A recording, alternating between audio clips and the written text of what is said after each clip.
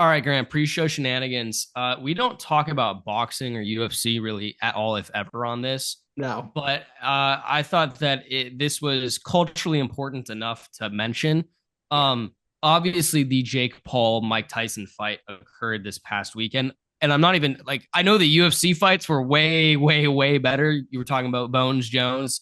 We had actual quality Oh yeah, fights yeah, go yeah. on in the UFC, but we're not talking about that. We're talking about boxing, Yeah, right? yeah. Which, by the way, I, I don't know what happened. Like, I feel like it's now really rare to see an actual credible boxing match. Like There's only 50, been 30, 30, like 40 years ago, it was boxing. yeah. Like, if you watch Creed, you would think that boxing Yeah, just is like just a real super relevant sport, yeah, but like it's real not. quick, like 60s, 70s, 80s when like NFL wasn't as big as it is today. The NBA was quite literally like a joke of a league in the 60s, 70s, 80s, like the coke snorting bulls. That's MJ's line, not mine. Okay, that's what MJ said, not me. But like in that era, boxing was like the draw in terms of sports. Like And everyone I will knows be Muhammad honest, Ali, your Frazier's, your Mike Sugar Tyson. Rays, Mike Tyson's, like everybody know George Foreman, Yeah. like everybody knows these all-time great boxers.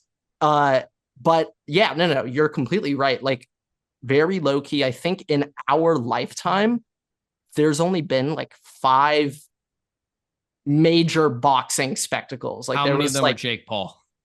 like I'm literally counting just that last Jake Paul Tyson fight. But No, like yeah, yeah. Well, before it was Tyson like Fury was also Logan. actually like I would say Yeah, that was a good fight okay, though.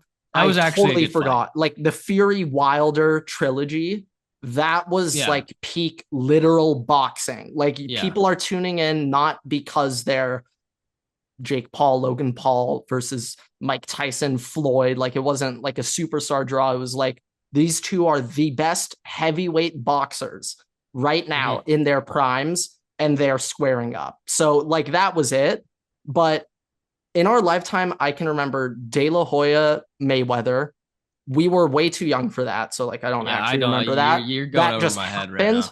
But like the big fight, we were way too young for this. This is before the UFC blows up. Canelo, who's probably the Yes. best boxer right now, everybody is aware of Canelo. He fought against Floyd, but Floyd was very smart. Floyd knows that boxing, it's about your legacy at the end of the day. That's why he went out 50-0, perfect, 50 wins, zero losses, Mm-hmm. perfect record. You can't touch that.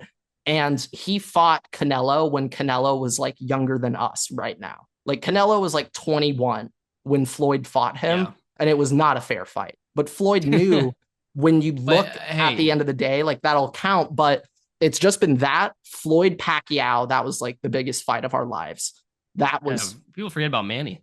yeah, Um, Pacquiao versus Floyd, that was like monumental. But other than that, it's just been the look, Pauls. I will just say, first of all, like the only thing, yeah, Jake Paul is annoying, but I do actually like You got to give I some fu- respect. Like I am he's, giving him some respect because also he's doing something that like you're not really seeing many people do no, nowadays.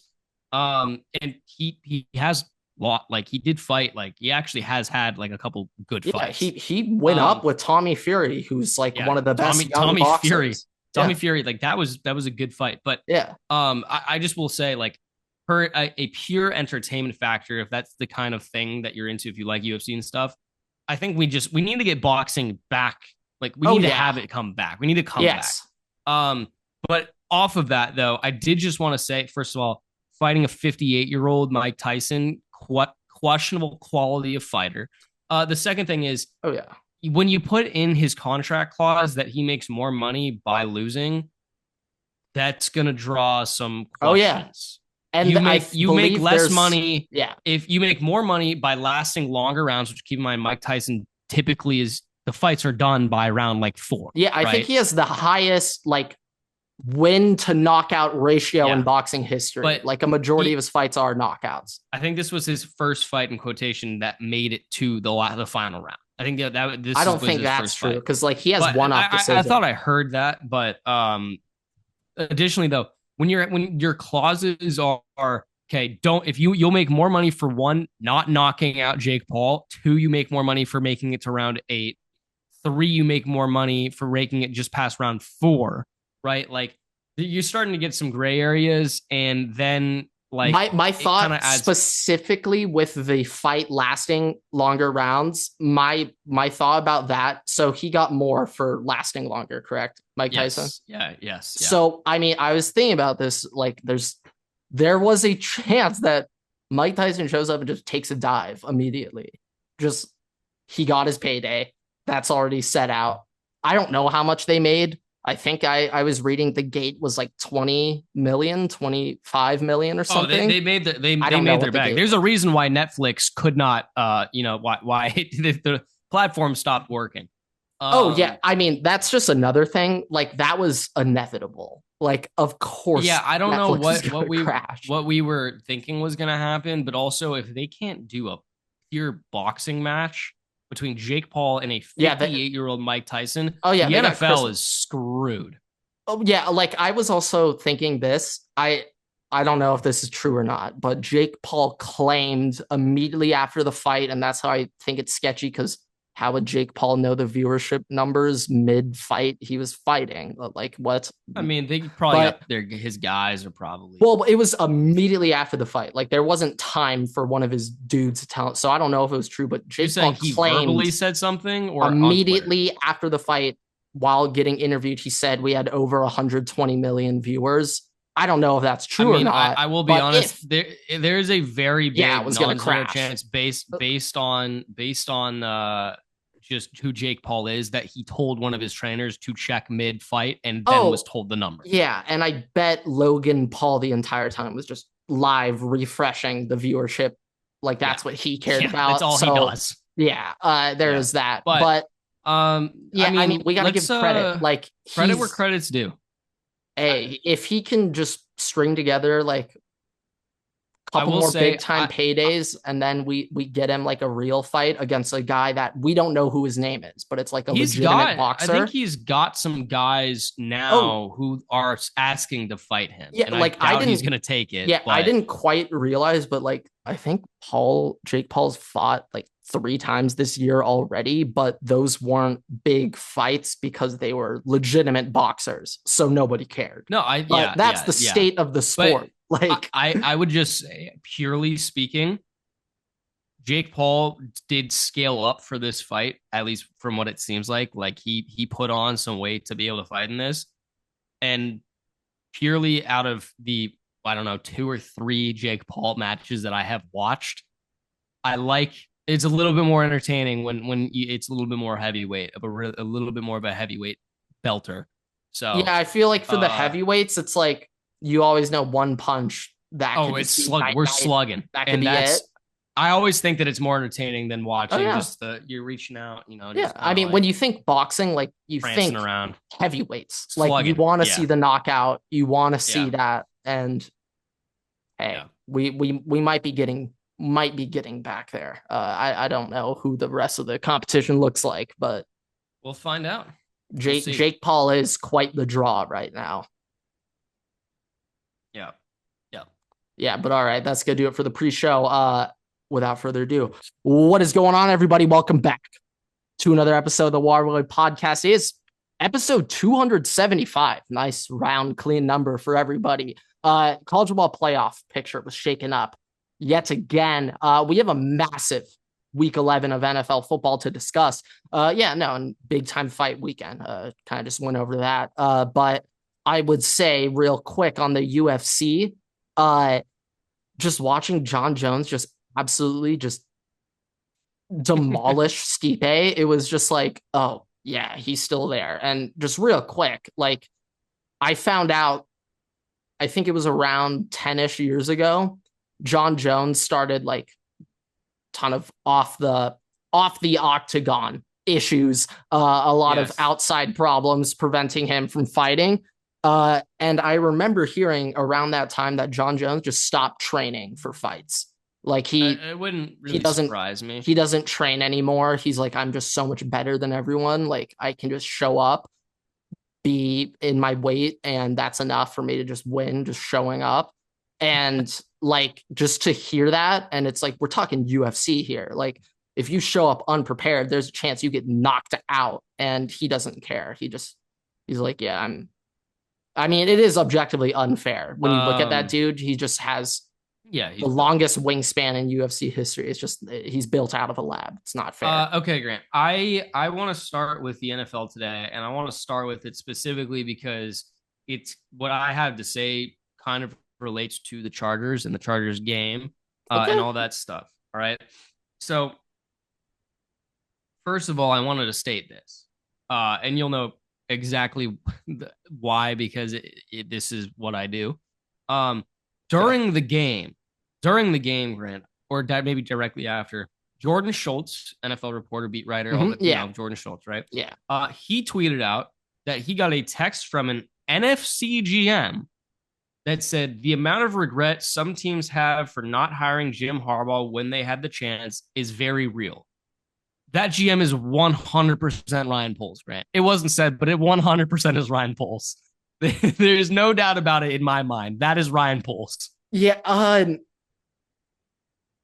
The Harbaugh coaching carousel last year was quite an interesting spectacle. But I would say, even remember, it wasn't even last year. It was also oh yeah, it's been going the on Vikings for like 5 the year years when now. the Vikings were highly tagged to him. Remember in that season, I when the remember Vikings that. hired Kevin O'Connell, it was also linked to the Bears. It was linked. There's all these other teams where, by the way, I think Kevin O'Connell has the highest winning percentage of all the coaches that year, and I believe him and Mike McDaniel are the only Of the ones new above hires. 500 of the 2022 hiring Got it. cycle. Yeah. I think him and Mike McDaniel are the only ones above 500, and I think that Kevin O'Connell has the highest. McDaniel might not be. No, he is. He's definitely like he's got like probably 7 more games to lose to stay at like 500. He's at like but 650 or something like that percent. So yeah, I mean, but still, that there's zero doubt in my mind that that is definitely Ryan Poles, NFC GM, linked to Jim Harbaugh. Horrible coach right now. Yeah, it makes sense. It's probably Ryan Poles. Yeah, the Chicago Bears right now, absolute disaster, dump fire, dumpster disgusting, fire. Gross. But you know, should have beaten the Packers though. Hey, I should have beaten the Packers. So okay, real quick, as Bay. a Vikings fan, you're rooting for Chicago in that game, right? Yeah. Yes. The Bears are still very much the little child. I'm aware, but the other week when you were saying like it would pain me way more seeing the Lions or Bears win a Super Bowl than the Packers, I was thinking maybe for a second but I'd rather the Packers beat all of them and I'm the team that beats the Packers. Like, see, that's fine. Like as long as the Vikings win that, I don't care. The issue was, okay, the Packers have won a Super Bowl recently. Lions and the Bears have not. Yeah. The Lions never have. That's why the Lions would pain me the most because they have been just historically horrible. Yeah. And the Vikings have always historically been very good. I was just wondering, though, if you could, like, deal with Bears fans online who think they're, like, season saved after that. And it's like, you guys are just morons. Like, that's just every year. Like, I don't think you understand. That is every. I'm pretty detached from the Chicago Bears. So that is every offseason. I would like to shout out, though. We haven't been getting recognition for it, but Vikings Twitter has been very heavily on the Harrison Smith better than Troy Polamalu train for like the last week and a half. I would just like to say that we may have given some. That was us. We may have given some bulletin board material for that. Nobody cited us, so you would get a you would get some points off on your works cited for you get a 0. You get a 0 on your works cited. Big fat 0. You did cheat. That's plagiarism. You did plagiarize, but it's all right. You know what? Everything for the greater cause. I don't think you guys go to the University of Michigan, so plagiarizing is still not allowed. Some of them maybe. Some of them maybe. Some of them might. Some of them might. Well, hey, JJ McCarthy, we get transitive property that way, don't we? JJ, slightly. Yeah. Does it now affect the whole fan base that because he's here, we actually all get it? I would say yes, because same with the Chargers. Like you guys have Jim Harbaugh, so you should all get it. Oh, the microphone's out again. The microphone is gone. That is unfortunately. But I don't know what's been going on with that microphone the last 2-3 episodes. It might just be a little finger tap has been taking it out. But there you go. I don't know. The mics we use, they're on the old USPA. So I think it's USPA B. It might be Yeah, the USPA A, USPA. No, it's but USPA. It might be it might be USPA, but I USPA think A. that's USPA A. But It's it's an USPA old B. USPA, and It's a very old USPA. they're quite difficult to find. If you go to your local Best Buy, your local Fry's, it's kind of hard to find an USPA B. Yeah, And now the especially with the new laptops and stuff that are all USPA yeah, C. so the first USPA B cable that came with this mic, that has been misplaced. Yeah, I think we've We had cannot these. find that.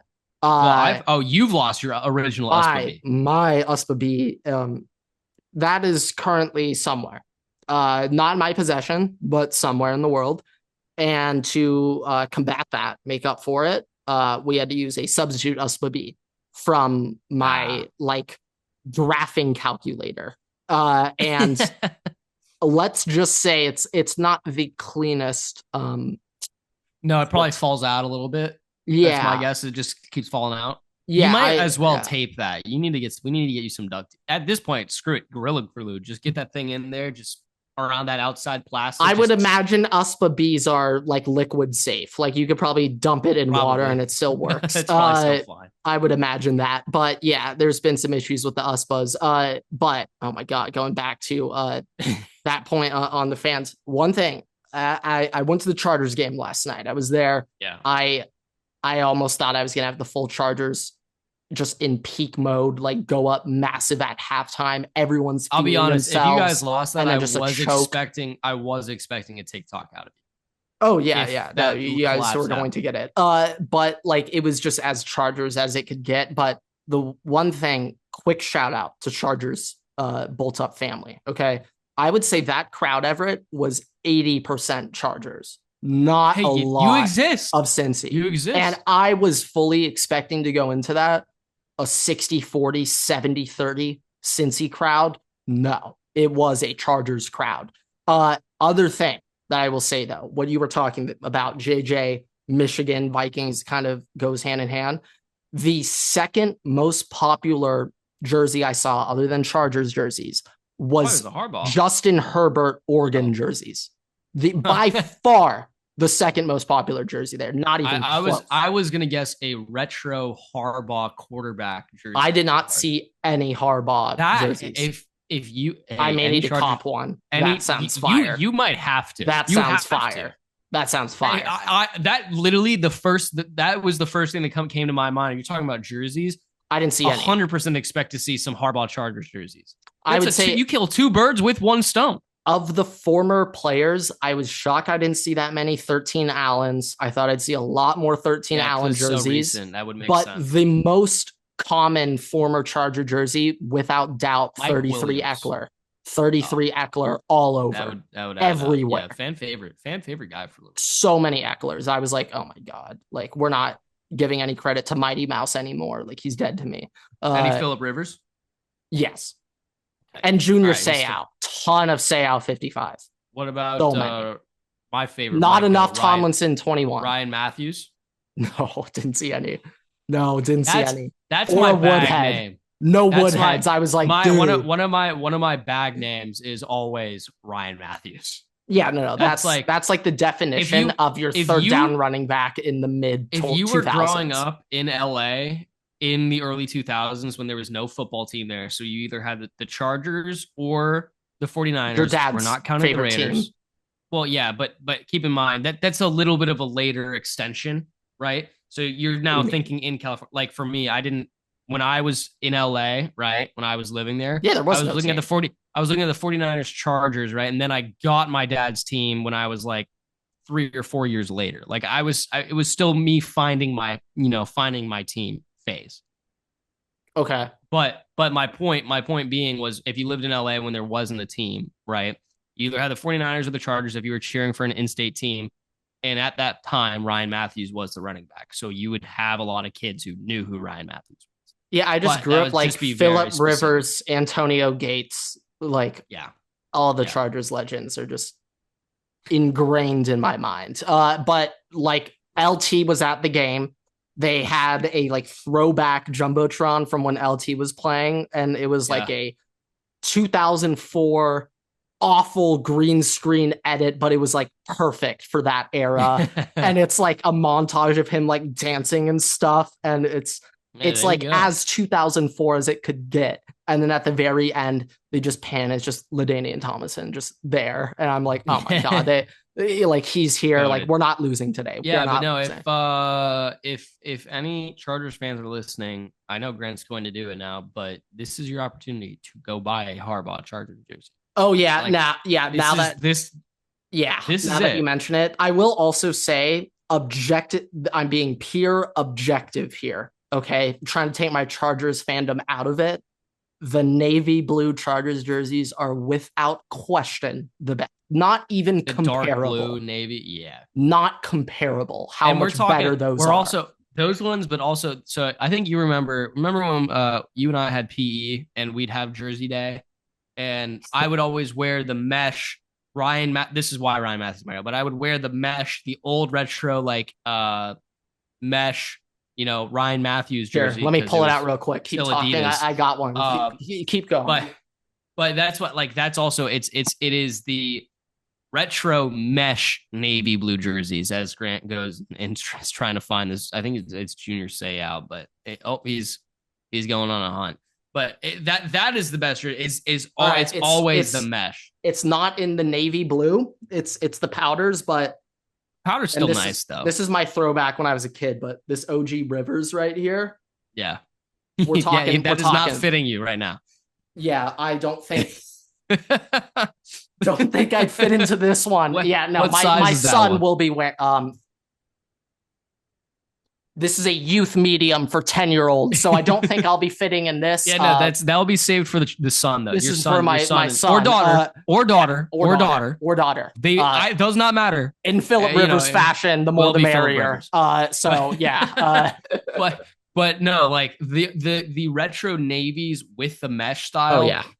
And also the best part of all that stuff is because of the mesh, the actual numbers and stuff would peel off. So you just by the end of it, that's how I know if that jersey has seen some shit. If those numbers start peeling, that jersey's seen some shit. Like bring those back. Let's bring those back. I want to see mid game. I want to see the mid because so here's the thing: our practice jerseys at Tulane are mesh.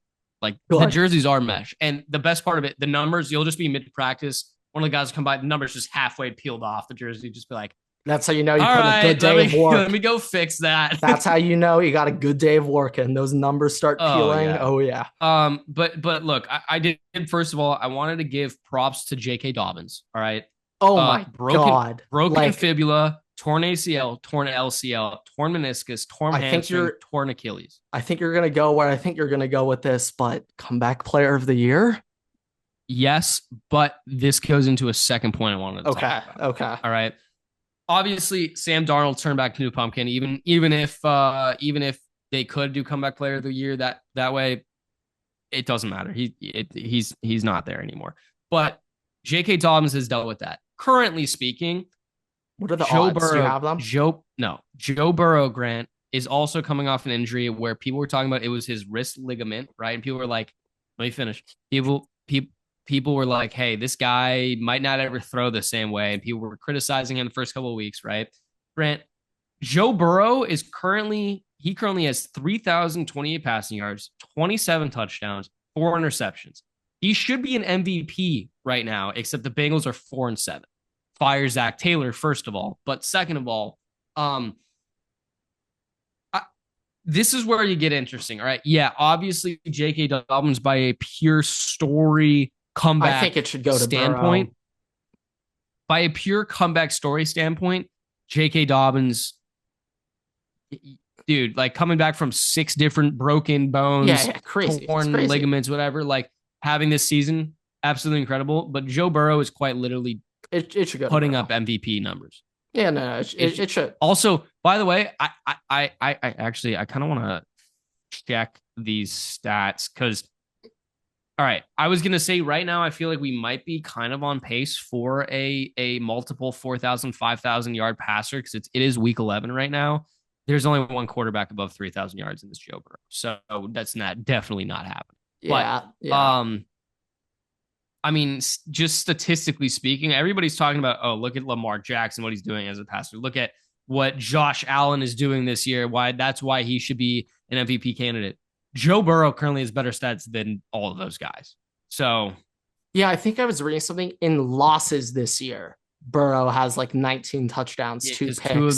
two of them again been against the Ravens where he threw like a total Yeah, of yeah. 12 touchdowns. Like this year, what Burrow has done to the Ravens and Jomar, I heard that phrase a lot yesterday from Bengals fans. Jomar, that's what they call them. But yeah, no, like Burrow should be the favorite for comeback player of the year. It's stupid because it's how Heisman and NFL works, but like that MVP Heisman Award, it goes to like players on good teams. Like you have to be really he should be the MVP front runner right now, which is tough. And the likelihood they make the playoffs is, historically speaking, right now is non-existent. It hasn't happened before when a team starts off the same way that they're still in the hunt, but historically, no team has made the playoffs yeah, after this they was the started. big week, week 11. Like this was the big odds breaking week. Like you Yeah, win you're or 4 and lose. 7. Like this is one of those seasons where I'm curious to see if they try and shift the blame onto something and Zach Taylor stays around, or if he gets the can, because there's no They got to reason to fire go him. 4 and 7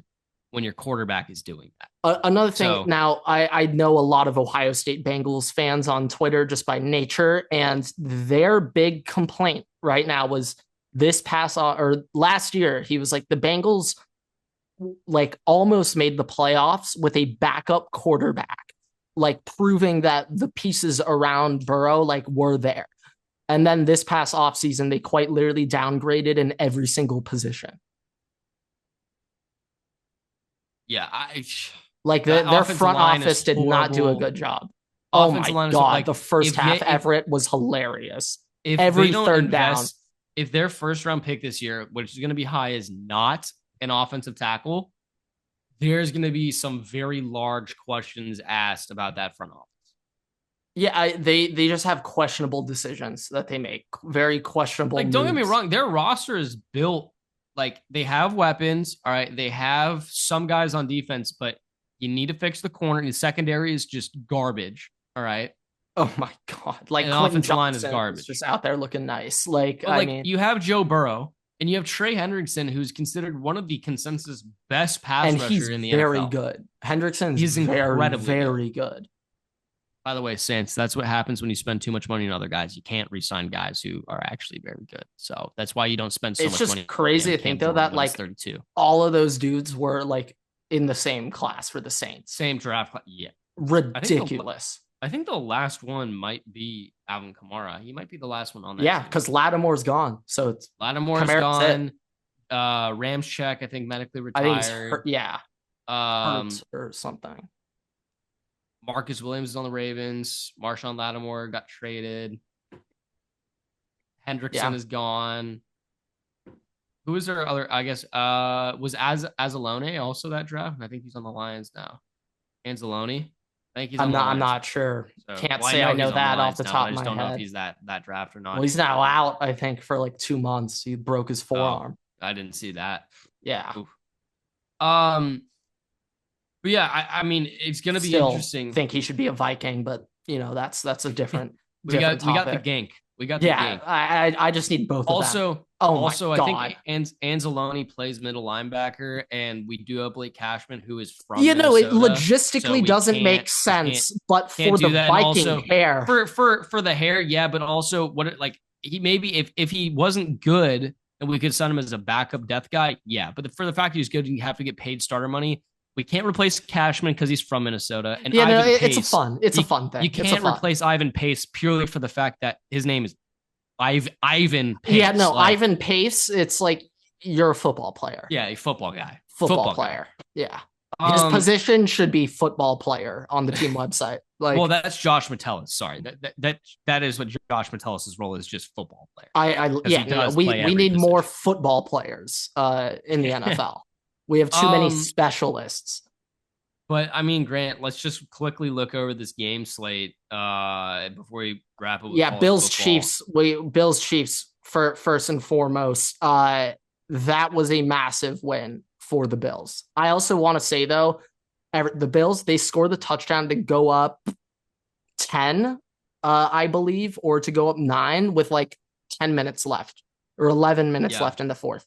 And Everett, no bullshit. The Chiefs just waltzed down the field and scored a touchdown in like 2.5 minutes. And in my opinion, as a Chargers fan, that seemed like the second time all season that the Chiefs were like, all right, we actually need to play offense and score. And then they just did it like it was nothing. But so are you telling me you think that they're napping and they just like, we have to actually play now? Or do you think that they just aren't good? I think it's a slight nap that like the Chiefs, it's like I saw Mahomes turn back into Mahomes real quick for a drive, and I was like, wait, like that's still there. You're doing like, this. That's always Tobey gonna Maguire Spider-Man meme where he takes off the glasses. No, yeah, it's like that's always there. It doesn't matter if they're wide receiver by committee. They can always be even the Chiefs. Then. I know it's a wash D-Hop, but like you still have D-Hop, and you do have a first round pick like at wide receiver 2 right now. I don't really want to hear the wide receiver excuses because there is talent on the team. They've invested in talent on the team to be there. Oh yeah, no, they have guys. Your quarterback. And like their wide receiver overall probably better than the Bills' wide receiver overall. And the Chargers for sure. Yeah. For sure. Everyone's better than the Chargers. Don't sleep on McConkey, though. So, I mean, Ladidi, nice. I will give credit. Lad, I'm not saying anything, but like Josh Palmer, Semi Fehoko. That is Aaron Rodgers' guy, though. Don't shit on Semi Fehoko. Wait, that's his guy. That's his guy. He was on the Packers a couple of years back. Aaron Rodgers may have the worst taste in wide receivers ever. The worst taste. But I mean, look, for me, it kind of had seemed like the Chiefs have been living on borrowed time, thanks to the refs, for a couple weeks now. And I thought at some point they were like, I know last week you were like, I don't think that the Chiefs are going to lose another game.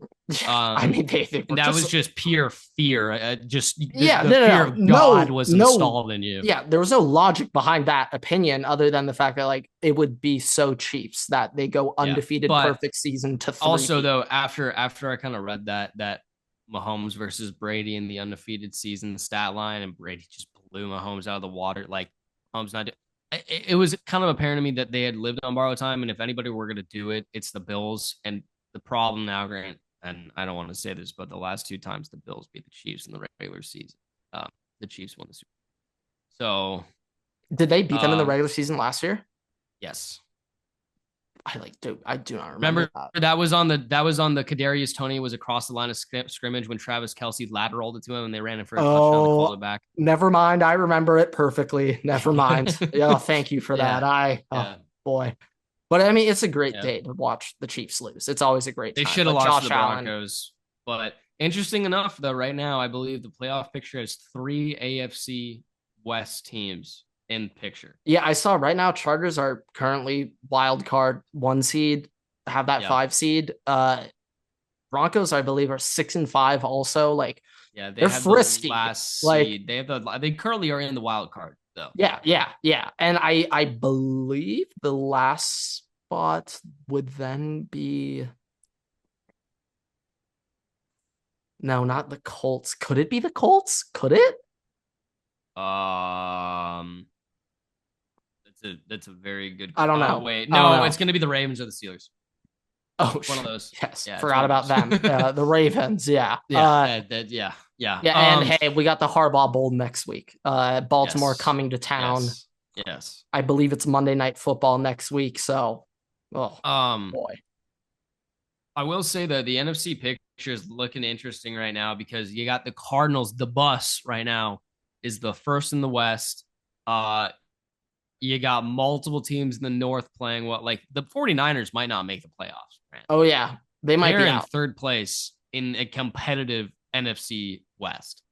Oh, yeah. The NFC West might be the first a bit of a dogfight. Might be the first time since I think right before Jimmy Garoppolo or that first year with Jimmy Garoppolo that the 49ers have missed the playoffs. I've got a fun fact of the day. The NFC Best is the only division in the NFL where every single team is 500 or better. Yeah, that used to be the NFC North. And then the Shout out Bears. Chicago. Bears, yeah. Shout out Chicago.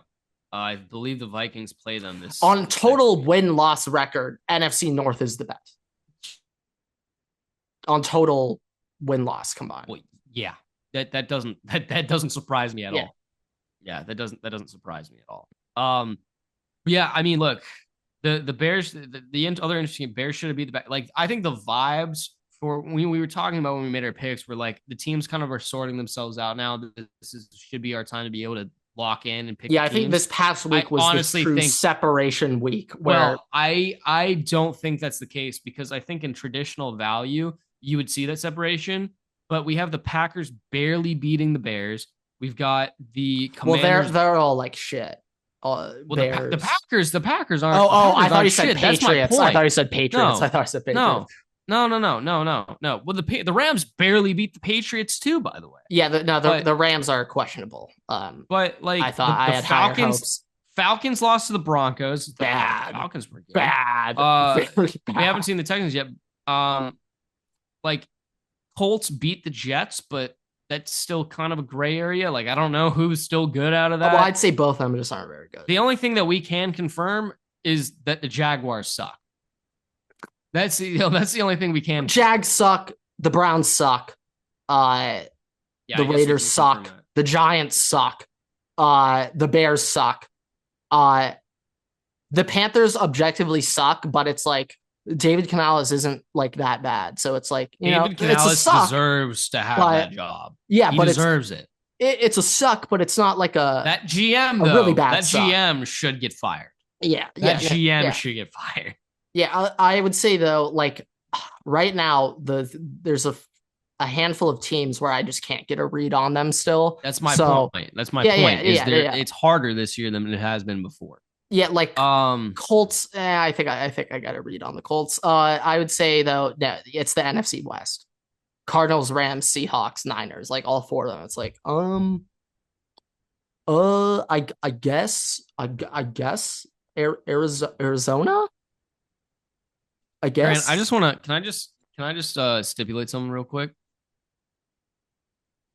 Mike's out again, by the way. That's why I waited a second. That's why I paused because I thought your microphone went out. Your microphone's out.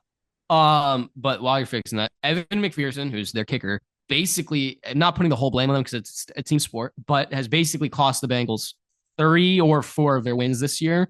Lost to Kansas City 26-25. He missed an extra point in that game. Lost to Washington 38-33. He missed a field goal in that game, so still technically would have lost even if it was 36, but points.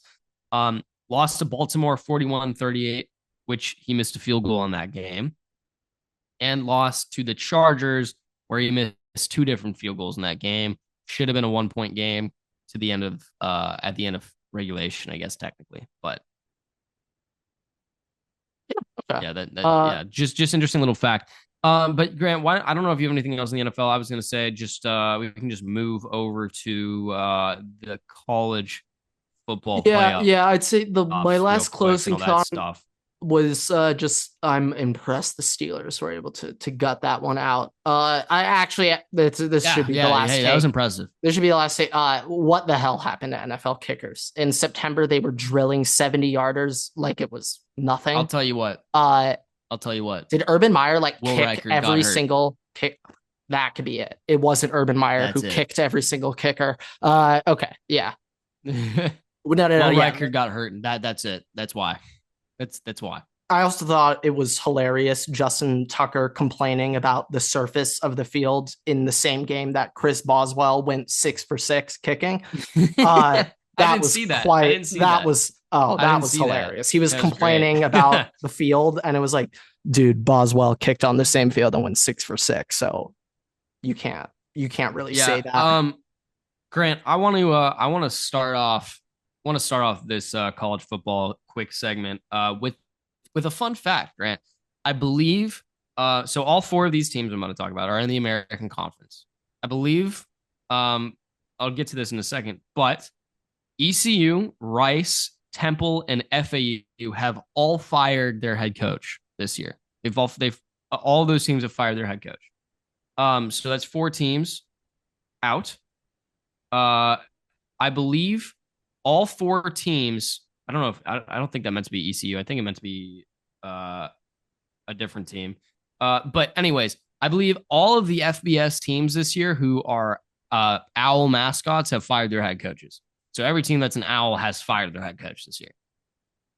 All right, so that's where we're going. Yeah, I'll say real quick on FAU. Shout out Tom Herman, former Ohio State OC of the team that won the Natty. Yeah, no, it stinks seeing Herman go down with the ship on fire and sinking. But yeah, that if you were to ask me, will Tom Herman be the head coach of FAU a year or two after he took the job? I would have said no pretty confidently. I mean, the thing is, like, that's a rebuild job. Like, you're not even a full 2 years down from when they hired you. Like, you can't fire a dude that quick. You got to give him a chance. I got no. Maybe it was going. Maybe there's something going on. Maybe there was something else. But I feel like you could give a guy a little bit longer than that. Maybe hey, they were bringing the boom at one point during the season. Maybe that was it.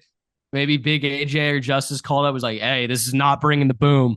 Yeah, I don't think getting no booms boom that they wanted. I think that brought the doom. I will also say maybe I actually have we investigated the boom curse this year, Grant? No. They cheered for the Mets, lost. Cheered for the Yankees, lost.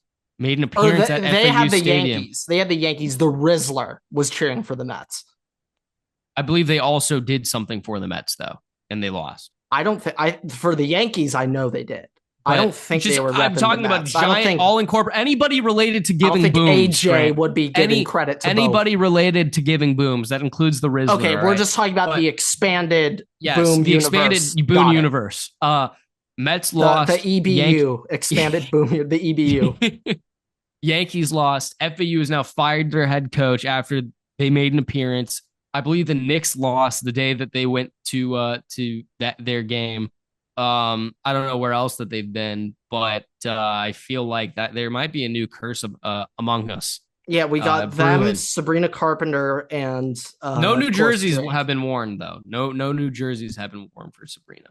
Good for Sabrina. That is a positive. There's a positive there. Baby steps. Gonna get there someday. Yeah, and then you and me when we show up to Dodger games, pitcher curse just. Oh yeah, no. We'll kill the pitchers, sure. Yeah. Did we? Which pitcher did we see this year? Or was that a bullpen? That might have been a bullpen game. I don't remember. I went to a lot of Dodger games. Oh, you know what, Grant? I cannot tell you. It might have been a Walker. Might have been a Walker game. Well, then the curse is broken. It wouldn't be broken if he doesn't return to the Dodgers. No. He won the World's. Curse is dead then. I mean, what? If that's what it takes. Wait, I mean, his World Series performance. I mean, but we might need to check. I saw Walker pitch twice this year, actually. If that's the case. But it's also only when you and I are together. I did see a Walker start against the Cincinnati Reds, and he lit them up this year. I was like, dude, what the hell? I haven't seen that in like 5 years. But yeah, I mean, look, we're getting into the playoff schedule that will be coming out, I guess, the day that this is uploaded. The CFP will be releasing their rankings. Yeah, I'm taking a gander over at my rankings, what I'll be doing for this next week. And I think I'm quite comfortable throwing Boise State in the top 4. Quite comfortable doing that this week. But the question is 3 or 4 for me. First of all, it should be 4, but second of all, here's the thing with Boise, Grant, and you're falling into CFP administrator territory here with your ranking of Boise. They have been bad. They have been they've looked awful the last couple of weeks and are getting bailed out by playing bad teams who have been playing them close. I know that they played Oregon, and I know Tulane's 2 losses, but like you get to the point right now where Boise, at some point, this is the vibe that it always is. At some point when you're playing like that, you either have to turn around, you show up and show out, and it fixes itself, or you're going to drop a game. There's no in between. You will eventually drop a game before the playoffs or before bowl season. It will catch up to you. And my concern with Boise is, look, they're playing close games with Nevada and San Jose. Yeah, they beat them by 21, but that was not a 21-point victory. They still have to play Oregon State, and I don't know how Wyoming looks this year, but in the end, they have a conference championship game, most likely with UNLV, is my guess. Um, if they lose to UNLV, Grant, I think the winner of the American gets that spot. Yeah, probably. Especially if Army somehow comes through and an Army wins out, which is not going to happen. Knock on wood, but if that happens, they 100% will get in over Boise. Even if Boise is still one loss in their conference championship, I still think Army might get in over if they somehow beat Notre Dame and Oh yeah, Tulane to end the no, year, they they probably are would. getting it over Boise State no matter what. So that's just Well, the yeah, I mean, interesting if thing. if Army beats Notre Dame and wins the American, they're 100% in. 100% in. Because now Notre 100% in. Dame's knocked. Like, oh yeah, If oh Army yeah, beats Notre Dame and oh yeah. Tulane beats Army, Tulane is also probably in over Boise State. Well, Boise I State think if doesn't, Tulane runs the table and Boise drops a game, then Tulane's obviously in. but it's also No Boise questions State. asked. UNLV was not ranked when they played, did they? Were they ranked? I don't think they were. I don't But know, but that either shit way, shouldn't matter because they're going off either way, AP right? polls. And Yeah, but either way, right now, Tulane hypothetically will have two ranked opponents at the end of the year. Memphis was receiving votes next or this week, so they should be ranked after this week if they win. And Army will be ranked still most likely. So if they run the table with two ranked wins, that beats Boise's schedule because Boise doesn't have a ranked win period. So that we're getting interesting. We're getting oh interesting yeah, here. and the other thing I Um, was thinking about was we're just looking at resumes. The Indiana Hoosiers resume, assuming they lose to Ohio State, they'll have nothing on their nothing. They will have all their Big Ten conference wins will be over the worst teams in the Big Ten. Like literally the seven worst teams in the Big Ten. Those are who they've beaten so far. Indiana does not have the greatest resume at all. And it's like usually when you're an SEC team or a Big Ten team, just getting through your schedule itself, if you come out on top, like that should be enough of a resume to, propel you into playoff talks. But Indiana just like quite literally happened to get the easiest conference schedule you could imagine for the Big Ten, yeah, other than yeah, Ohio State. yeah. Other than that, but like, I mean, it's a cupcake. The Indiana schedule, like, what the hell am I looking at? Their marquee win is going to be Yeah. Michigan.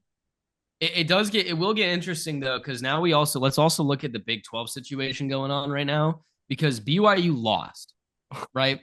And you have Colorado, BYU lost to Kansas. Kansas' sole purpose in life is to just ruin things. That's what they do. Just mess it up. Just mess everything just up. to screw things up. Grant, Colorado plays Kansas this week. I am getting my popcorn out for that one because there's no guarantee Colorado's winning it. Like Kansas over the past 3 weeks have been playing like I thought they would preseason. Yeah. Yeah. Grant, if Colorado loses to Kansas, is Kansas?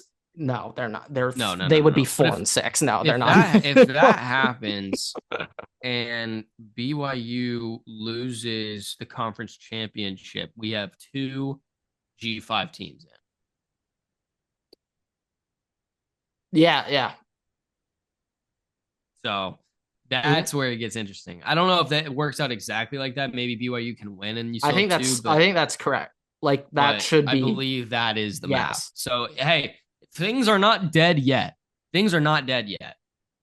Yeah, I would also say it's kind of the perfect year to have all this chaos year one because it just sets the precedent moving forward that like, hey, like shit happens in this sport. Like you can't just go all in on certain contests. Real quick, Tom Herman fired their DC a week ago.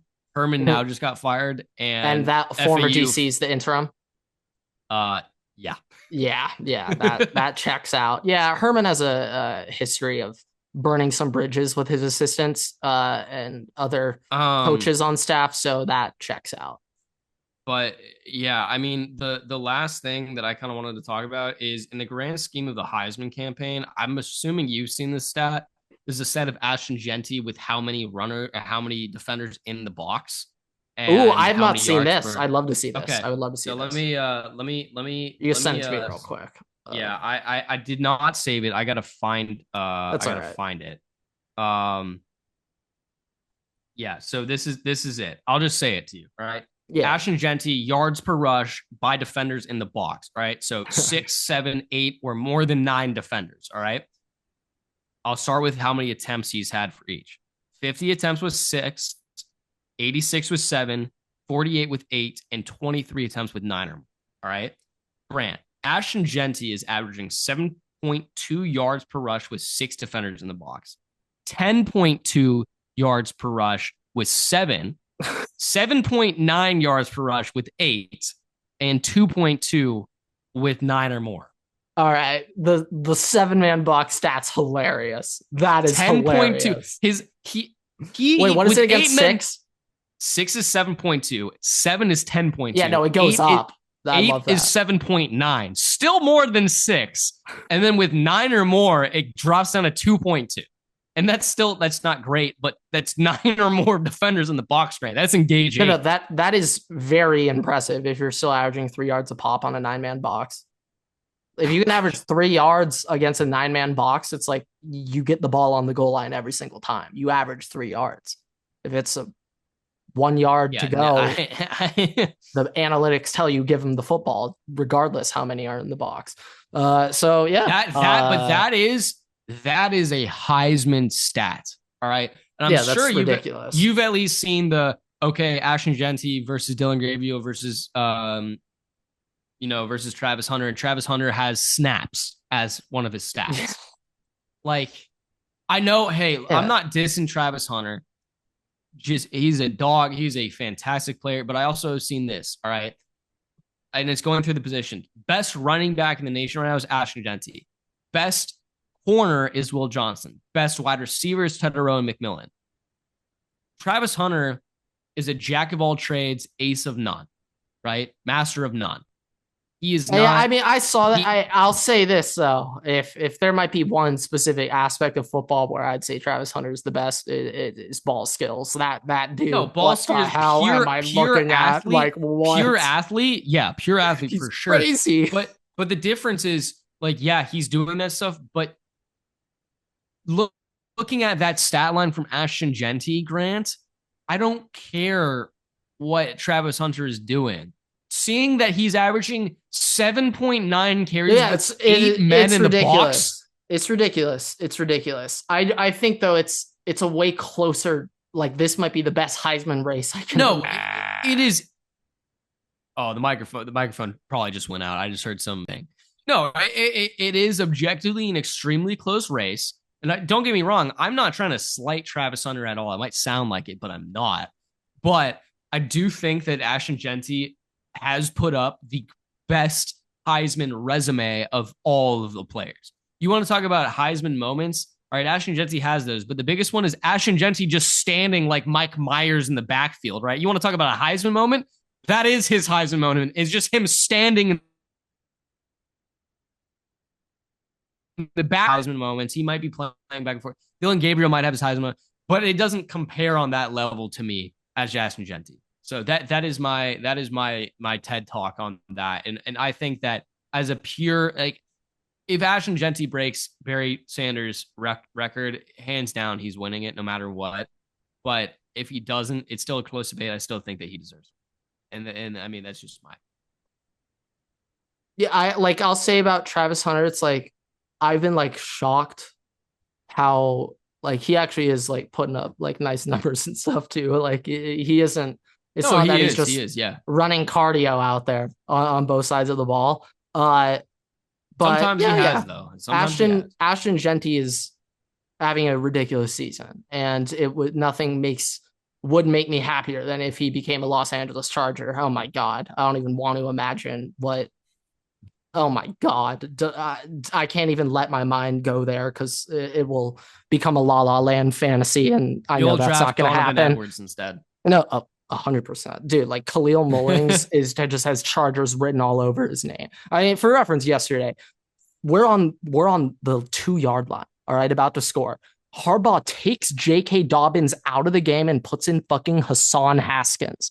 Literally just because he played for him at Michigan. The only reason why Hassan Haskins checks in the game. And it's like, I look forward to if the Chargers had Ashton Genty, he would drive us down to the 1 yard line and then they would yank him for Donovan Edwards to get stuffed 3 times on the one. Then you put Genty back in on 4th down and he scores. Yeah. But I think we'll probably wrap up here with that. So thank you guys so much for watching and listening. Rate us 5 stars. You can find us on Spotify, TikTok, YouTube, Twitter, and on Instagram at WaterboyPod. You can follow me and Grant on Twitter at Everett Stakes and at WaterboyGrant. We post new episodes every week on YouTube and all podcast platforms. So make sure to subscribe and turn on notifications so you know it's a single episode. We also post exclusive content on TikTok and on Instagram. So check us out there as well. And with that, we'll see you guys in the next episode. Waterboys out.